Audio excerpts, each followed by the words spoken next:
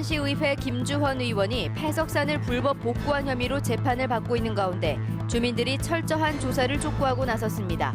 익산시도 정밀 조사가 필요하다며 영업 정지 명령을 내렸습니다. 헌법재판소가 오는 28일 이른바 김영란법에 대한 위헌 여부를 결정할 예정인 가운데 농축산물의 소비가 위축될 가능성이 높아 농민들의 우려가 커지고 있습니다. 전북 초중고등학교에 설치된 우레탄 트랙의 66%가 중금속인 납성분이 기준치를 넘어선 것으로 알려진 가운데 자치단체의 체육시설도 불안감이 커지고 있습니다. 전라북도가 추진하고 있는 2023 세계 잼버리 대회 유치 활동이 정부의 지원을 받을 수 있게 됐습니다. 국가 차원에서 유치에 나선 폴란드와 대등한 경쟁을 할 수 있게 됐습니다. 새누리당이 전북에서 20년 만에 국회의원을 배출한 뒤 본격적으로 새 확장에 나섰습니다. 오늘 열린 정운천 새누리당 전북도당 위원장 취임식에 당내 핵심 인사들이 대거 참석했습니다. 여러분 안녕하십니까? JTV 8시 뉴스입니다. 익산시의회 김주헌 의원이 자신 소유의 폐석산을 불법 복구한 혐의로 재판을 받고 있다는 소식 지난주에 전해드렸습니다. 시의원 소유의 폐석산 주변 주민들이 폐기물 불법 매립에 대해 철저한 조사를 촉구하고 나섰고 익산시도 정밀조사가 필요하다며 복구 중지 명령을 내렸습니다. 김진형 기자의 보도입니다. 익산시 의원 소유의 폐석산 부근 마을입니다. 주민들이 시의원 폐석산의 폐기물 불법 매립과 관련해 철저한 조사를 촉구하고 나섰습니다. 인근 폐석산에서도 발암물질이 포함된 폐기물로 불법 복구가 이루어진 게 드러난 만큼 시의원의 폐석산 역시 확인이 필요하다는 주장입니다. 씨앗을 먹고 있는데 정말 불안합니다. 철저하게 조사하셔서 안전하게 살 수 있도록 관리 감독을 철저하게 좀 해주십시오. 익산시도 시의원 소유의 폐석산에 대해 정밀 조사가 필요하다고 판단해 영업 중지 명령을 내렸습니다. 익산시는 복구 규정을 어기고 지난 2009년부터 시의원의 폐석산에 묻힌 74만 톤의 폐기물 가운데 반입이 금지된 폐기물이 묻혀 있을 가능성이 있는 것으로 보고 있습니다. 이렇게 가면 뭐 이상한 차가 들어오고 뭐 그런 얘기를 하니까 그럼 검사를 해봐야 하는 거지. 지금 뭐 말만 듣고는 지금 어떻게 할 수가 없잖아요, 우리가. 익산시는 땅속에 묻힌 폐기물 샘플과 침출수를 채취해 지정 폐기물 등의 불법 매립 여부를 파악할 계획입니다. 익산시는 내일 폐석산 주변 주민들과 전문가들이 참여한 협의회를 열고 구체적인 조사 방법과 일정 등을 논의할 예정입니다.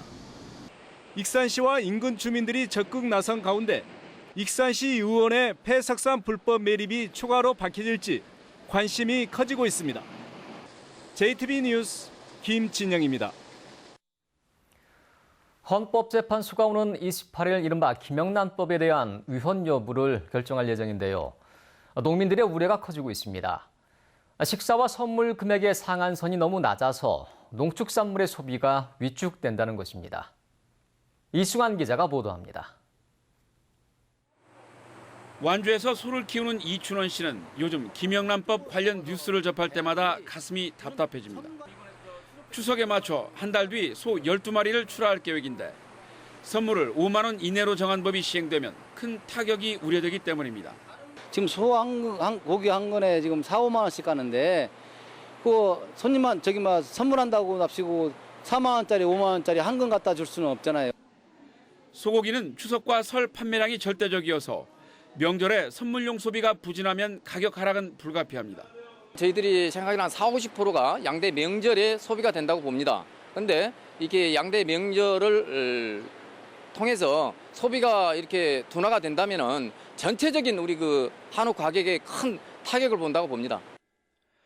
부정청탁 및 금품 등 수수의 금지에 관한 법률, 이른바 김영란법이 정한 선물 상한액은 5만 원. 농협은 선물용 과일은 50% 이상, 한우는 98% 이상이 5만 원을 넘는 것으로 보고 있습니다. 화훼 농가들도 가뜩이나 어려운 상황이 한층 더 심화될 것으로 우려하고 있습니다.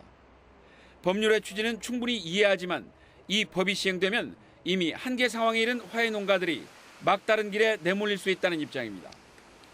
큰 틀에서 반대하는 것은 아니지만 농축수산물에 대해서는 우리의 목숨줄이 걸려있는 그런 심각한 문제이기 때문에 절박함을 호소하는 것으로 이해해 주시면 고맙겠습니다. 헌법재판소가 오는 28일 김영란법 관련 위헌 여부를 최종 결정하면 9월 28일부터 시행될 예정입니다. 농민들은 농축산물을 대상에서 제외하거나 상한선을 올려줄 것을 바라고 있는 가운데 국회에서도 이 같은 목소리를 담은 3건의 개정안이 발의돼 반영 여부가 주목됩니다. JTB 뉴스 이승환입니다. 연일 불볕더위가 계속되면서 올여름 전북에서 닭 등 60만 마리의 가축이 폐사한 것으로 집계됐습니다. NH농협 손해보험이 가축지혜보험에 접수된 폭염 피해 사례를 분석한 결과 전북에선 어제까지 닭과 오리 등 60만 천여 마리가 폐사해서 전국에서 가장 피해가 큰 것으로 나타났습니다. 농협손해보험은 앞으로도 폭염 때문에 가축 폐사가 더 늘어날 것으로 예상되는 만큼 축사 지붕에 물을 뿌려 폭사해를 차단하고 선풍기 등을 이용해 지속적으로 환기를 해줄 것을 당부했습니다. 불볕더위 속에 전북 지역의 전력 사용량이 이틀 연속 역대 최고치를 갱신했습니다. 한국전력 전북본부에 따르면 어제 오후 7시 도내 전력 사용량은 3,004메가와트로 집계돼 역대 최고치를 기록한 데 이어 오늘 오후 7시에 3,013메가와트를 기록해 이틀 연속 최고치를 갱신했습니다. 최근 4년간 도내 여름철 최대 전력 사용량은 2,900메가와트 안팎이었으며 주로 오후 5시에서 저녁 9시 사이에 기록됐습니다. 전북 초중고등학교에 설치된 우레탄 트랙의 66%가 중금속인 납성분이 기준치를 넘어 비상인데요. 자치단체가 관리하는 우레탄 체육시설도 이제서야 검사가 이루어지는 등 불안하게는 마찬가지입니다. 권대성 기자입니다. 우레탄으로 만든 전주 덕진 체련공원의 농구장입니다. 우레탄의 중금속 유해성 기준이 생긴 건 2010년, 농구장은 2006년에 만들어졌습니다. 이 때문에 지금껏 단 한 차례의 유해성 검사도 없었습니다. 이용자는 불안합니다. 조금 불안하죠. 일단 여기가 얼마나 유해한지 그 정도도 모르고 그리고 몰랐는데 유해하다고 하니까 이용하는 입장에서는 조금 찝찝하죠. 우레탄의 유해성 기준이 생기기 전에 만들어진 전주의 공공체육시설은 모두 7곳입니다.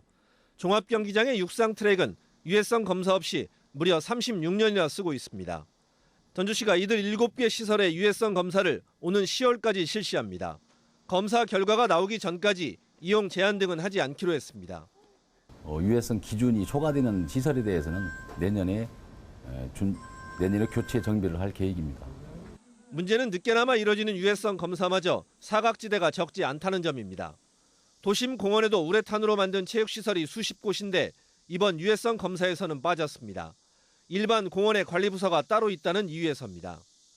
우레탄 체육시설이 오히려 시민 건강을 위협할 수 있다는 우려 속에 관리부서를 떠나 종합적인 대책 마련이 시급하다는 지적입니다. JTB 뉴스 권대성입니다.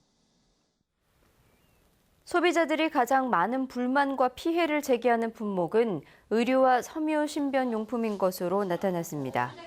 전북 소비자정보센터가 올해 상반기에 접수된 13,000여 건의 상담 건수를 분석한 결과 의류와 섬유 신변용품이 1,800건으로 가장 많았고 정보통신 서비스 1,500건, 문화 오락 서비스 1,000건, 정보통신기기 800건 등이 그 뒤를 이었습니다. 소비자정보센터는 가습기 살균제 사태 이후 보건위생용품과 가사용품에 대한 불만과 피해 상담이 크게 늘어나는 특징이 나타났다고 덧붙였습니다. 도내 취업자들은 사업, 개인, 공공서비스 분야에 가장 많이 종사하는 것으로 나타났습니다. 호남지방통계청이 실시한 2015년도 하반기 지역별 고용조사에서 전라북도의 산업별 취업자 수를 살펴보면 사업, 개인, 공공서비스 분야가 32%로 가장 큰 비중을 차지했으며 농림어업은 21%, 도소매 음식업 18%, 광제조업 14% 등의 순으로 나타났습니다. 또 14개 시군별로는 경제 구조에 따라 산업별 취업자의 비중이 큰 차이를 보여 농림어업은 임실군에서는 62%나 된 반면 전주시에서는 2%에 불과했고 광제조업은 군산이 23%로 가장 높았지만 무주군은 3%로 가장 낮았습니다.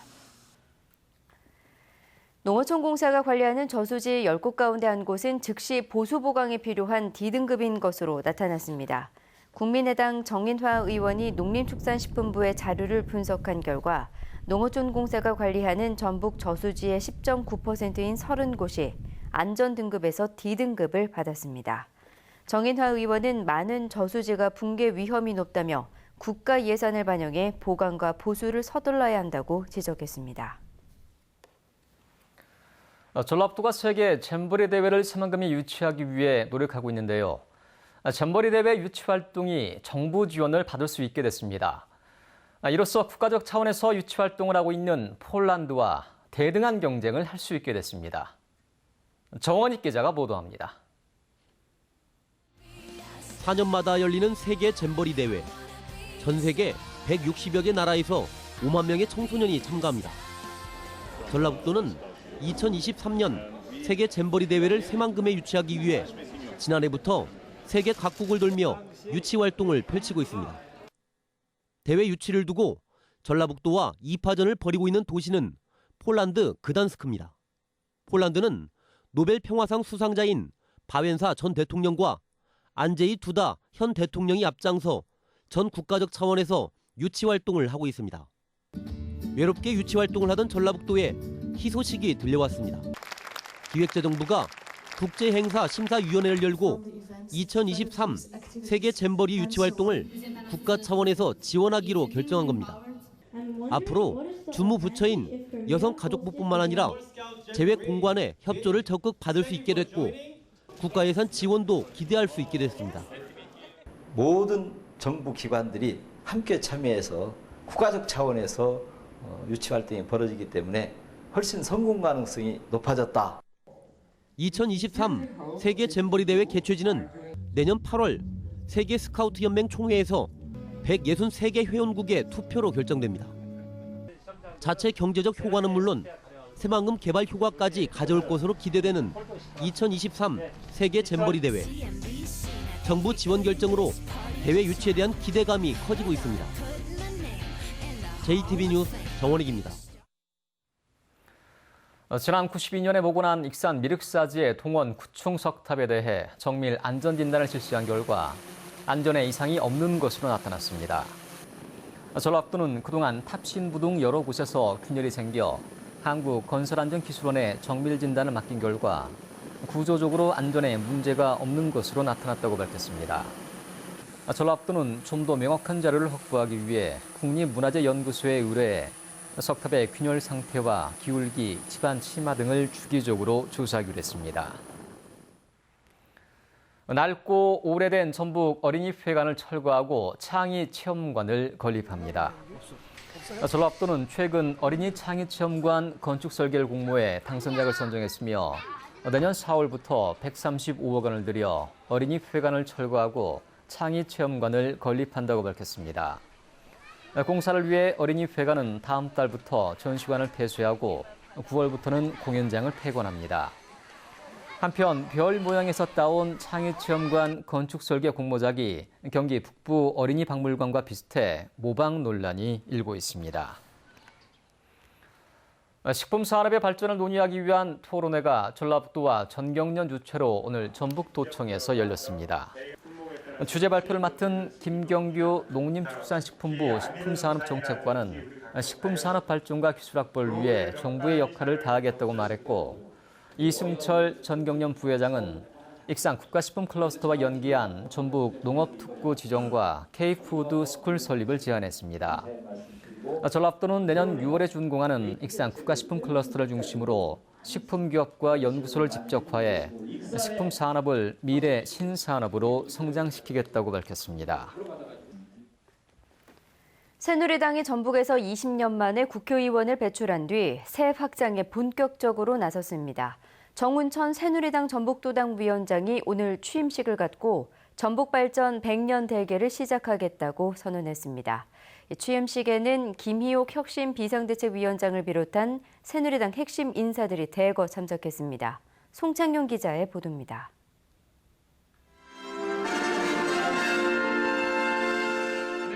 정운천 새누리당 전북도당 위원장이 취임했습니다. 정운천 위원장은 새누리당의 전신인 신한국당의 강현욱 의원 이후 전북에서 20년 만에 국회에 입성한 보수여당 국회의원입니다. 정운천 위원장은 낙후된 전북을 발전시키라는 도민들의 특명을 받았다며 새만금과 기금운용본부 등을 중심으로 전북 발전을 위한 100년 대계를 시작하겠다고 말했습니다. 우리 힘으로 같이 힘을 모아서 한번 멋지게 전북 발전 100년 한번 만들어 나갑시다. 보수여당 국회의원의 탄생으로 달라진 전북의 위상을 반영하듯 취임식에는 새누리당을 이끌고 있는 김희옥 혁신비상대책위원장이 참석했습니다. 강원동 여러분께서 더 많은 호남민들이 새누리당을 지지하실 수 있도록 진정성을 가지고 지역 발전을 위해 헌신하신다면 내년 대선에서 높은 득표율도 가능할 것이라고 믿습니다. 또 2주 앞으로 다가온 새누리당 전당대회에 당대표와 최고위원 선거에 출마한 이주영, 주호영, 홍문종, 이정현 의원 등이 참석해 한 표를 호소했습니다. 새누리당은 특히 다음 주에 전주에서 창당 이후 처음으로 당대표와 최고위원 후보들이 참여하는 호남권 합동연설회를 갖기로 했습니다. 20년 만에 국회의원을 배출하며 전북에서 자신감을 회복한 새누리당이 당세 확장에 총력을 기울이고 있습니다. JTBC 뉴스 송창용입니다. 더불어민주당 전북도당이 오늘 전주을과 김제부안 지역위원장을 선출합니다. 전주을 지역위원장 선거에는 최형재, 이상직 후보가, 김제부안 지역위원장 선거에는 최규성, 김춘진 후보가 나섰습니다.